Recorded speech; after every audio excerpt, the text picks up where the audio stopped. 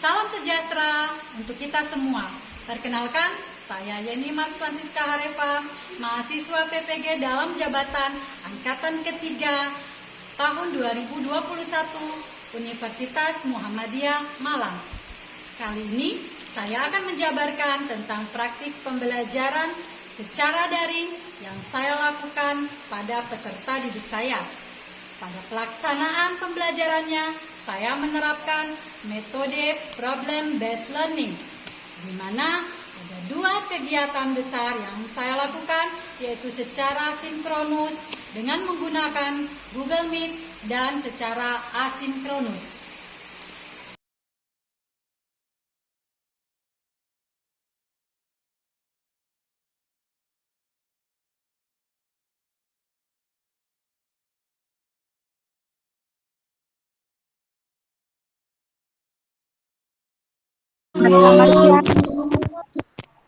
Nah, apakah kalian sudah makan siang semuanya?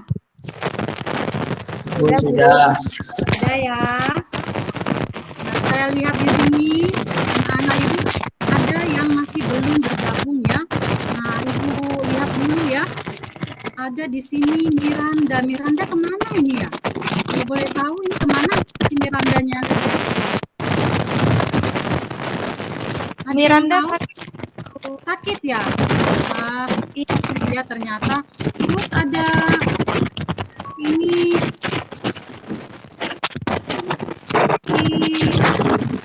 Mikael ya? Mikael tidak nampak di sini, Bu lihat. Lagi kemana dia? kabar Mikael Oh ya, gitu ya. Nah, jadi Ibu harapkan anak-anak Ibu yang masih belum bisa bergabung pada hari ini semua dalam keadaan sehat ya. Kalau ada yang dalam kondisi kurang sehat, itu mudah-mudahan kita doakan supaya sehat ya, agar bisa bergabung pada pertemuan kita selanjutnya. Nah, untuk itu kita akan memulai pembelajaran kita hari ini. Kita awali dengan doa. Ibu berharap ketua kelas ya untuk memandu kita dalam doa hari ini. Silakan ketua kelas. Ya, silakan Nak. Siap, baik Bu. Untuk mengawali pembelajaran kita pada hari ini, teman-teman, marilah kita berdoa menurut agama dan kepercayaan kita masing-masing. Berdoa dimulai. Amin. Berdoa selesai. Terima kasih ya kepada ketua kelas yang sudah memimpin kita dalam doa. Nah, Ibu lihat anak-anak Ibu sudah menggunakan protokol kesehatan ya. Mau dimanapun kita berada, ya kita wajib untuk melaksanakan protokol kesehatan ya dengan 5 apa? 5M. 5M. Ya, 5M. Ya, itu yang pertama apa, Nak? Bu. Mencuci tangan ya. Kemudian Bu. menggunakan Masker. kelima, membatasi mobilitas di luar rumah. Ya. Ibu akan mengajak anak-anak Ibu sekalian ya untuk menyanyikan salah satu lagu daerah.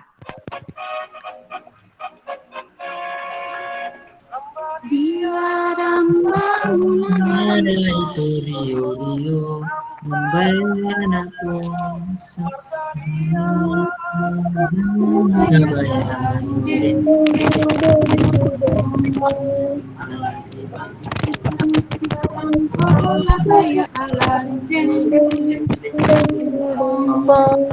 Ibu ingatkan kembali ya Nak ya, supaya untuk mengisi formulir absensi melalui Google Form yang sudah Ibu bagikan linknya pada Classroom maupun di grup WhatsApp kita ya, supaya apa? Ibu bisa melihat kehadiran kalian dan bisa mengeceknya lewat lembar absensi nantinya ya anak-anak Ibu. Baik. Nah, selanjutnya kita akan melihat ya kira-kira apa pengalaman daripada anak-anak ya sehubungan dengan materi yang akan kita pelajari hari ini. Ya, Ibu mau tanya dulu ya, siapa yang pernah melihat kolam ikan? Lihat saya, Bu. Ya, siapa? Vivin. Iya, Bu. Ya, kemudian siapa lagi yang pernah lihat?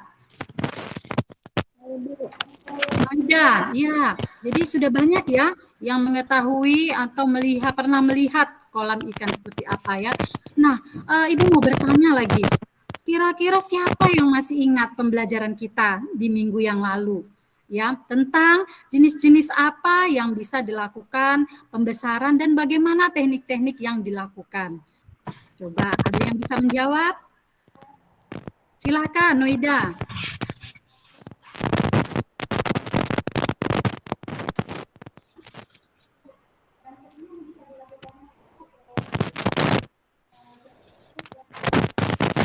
Oke, terima kasih ya, bagus sekali ya. Jadi ikan yang bisa dilakukan itu untuk pembesaran itu bisa ikan nila, ikan mas, ikan lele, dan tekniknya itu bisa dilakukan secara tradisional atau ekstensif, kemudian semi intensif dan juga intensif ya. Bagus sekali jawabannya. Nah, kemudian kira-kira hari ini kita mau belajar apa ya? Mau belajar persyaratan lokasi pembesaran, Bu.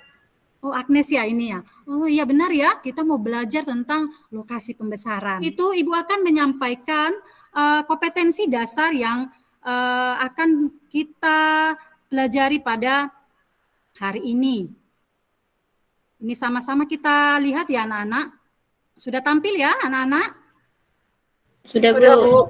Nah, Sudah, Bu. hari ini kompetensi inti yang akan kita pelajari yaitu untuk pengetahuan, memahami, menerapkan, menganalisis, dan mengevaluasi tentang pengetahuan faktual, konseptual, operasional dasar, dan metakognitif sesuai dengan bidang dan ruang lingkup kerja teknik pembesaran komunitas perikanan air tawar pada tingkat teknis spesifik, detail, dan kompleks berkenaan dengan ilmu pengetahuan, teknologi, seni budaya, dan humaniora dalam konteks pengembangan potensi diri sebagai bagian dari keluarga, sekolah, dunia kerja, warga masyarakat nasional, regional, dan internasional.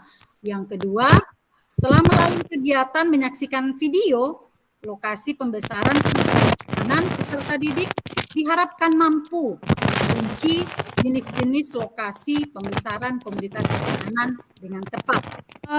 Untuk pembagian kelompok ya melalui penugasan nantinya itu kan sudah Ibu bagi dalam Google Classroom-nya ya. Kemudian sudah ada juga di WhatsApp kita, di grup WhatsApp kita. Nah, di situ sudah Ibu bagikan dalam 2 kelompok. Jadi nanti tolong anak-anak Ibu supaya bekerja sama dalam kelompoknya masing-masing sehingga nanti dalam penugasan tidak mengalami kendala ya seperti itu. Nah, adapun mekanisme pelaksanaan pembelajaran kita pada hari ini Ibu beritahu ya. Yang pertama nantinya kita akan menyaksikan ya atau mengamati, mengidentifikasi dari PowerPoint yang akan Ibu sampaikan kita pada inti daripada pembelajaran kita.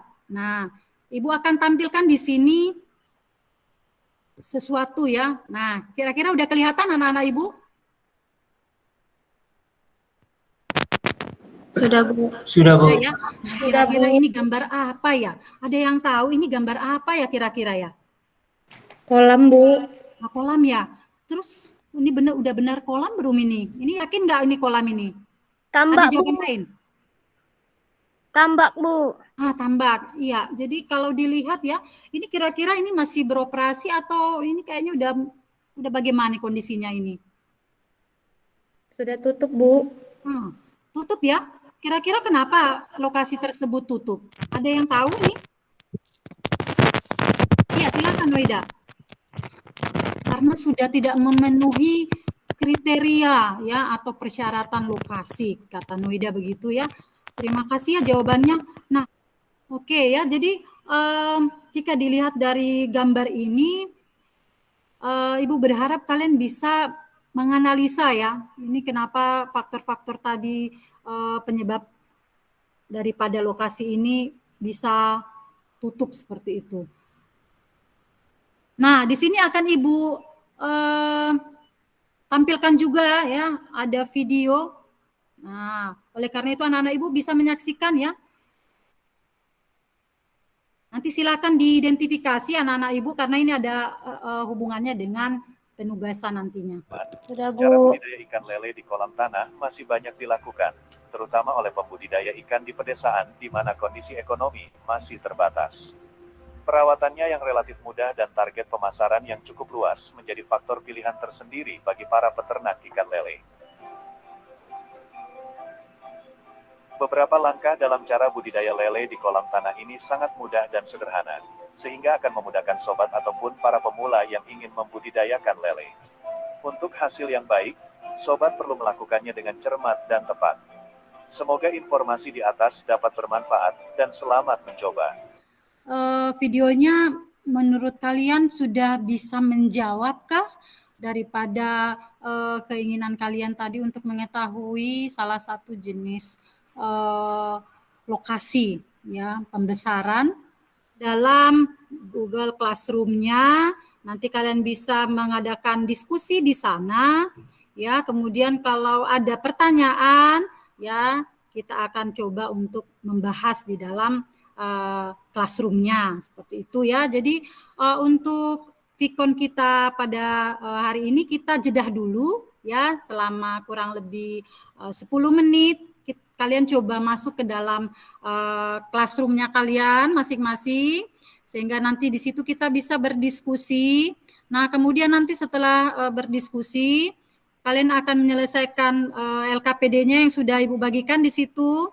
Kan kalian melihat Google Classroom-nya. Nah, silakan coba dibuka dulu Google Classroom-nya. Ya, seperti itu. Kemudian nanti boleh berdiskusi di sana atau mungkin boleh pakai WA group ya, atau WhatsApp group.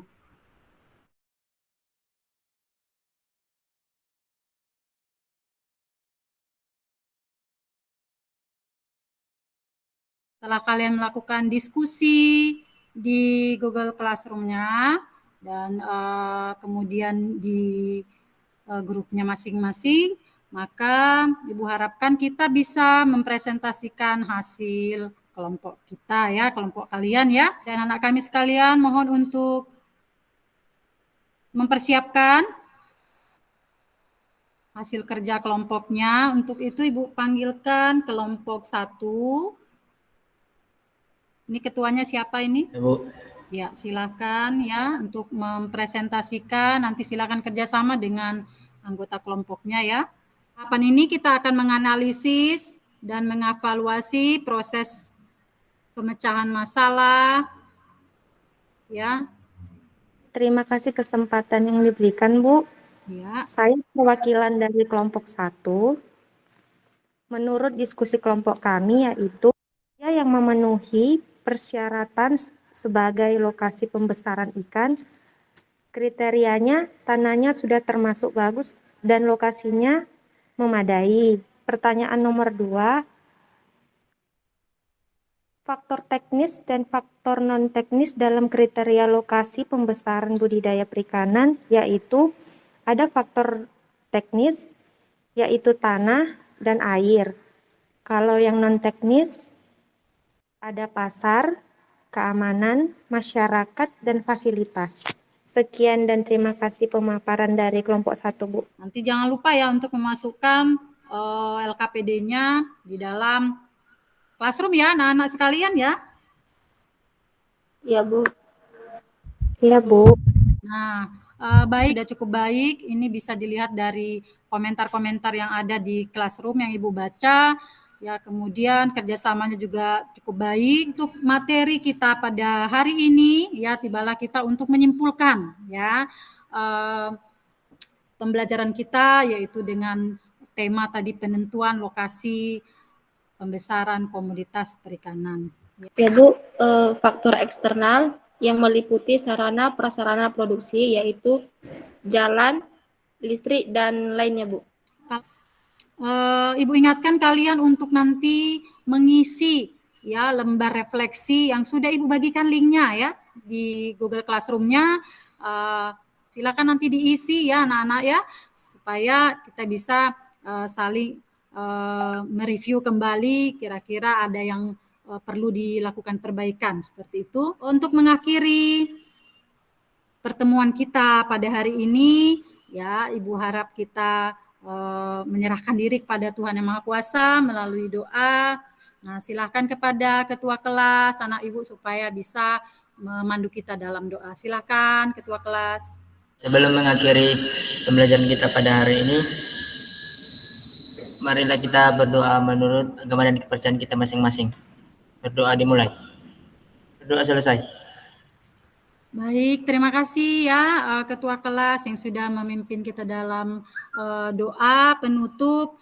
Terima kasih ya anak-anak Ibu sekalian, Ibu ucapkan ya atas kerjasamanya, kemudian atas perannya dalam daring ini. Ya, mudah-mudahan COVID ini segera berlalu ya, supaya kita bisa bertemu secara tatap muka, supaya kita bisa lebih bisa ya mengikuti pembelajaran yang sebenarnya ya. Sampai jumpa di pertemuan kita yang selanjutnya.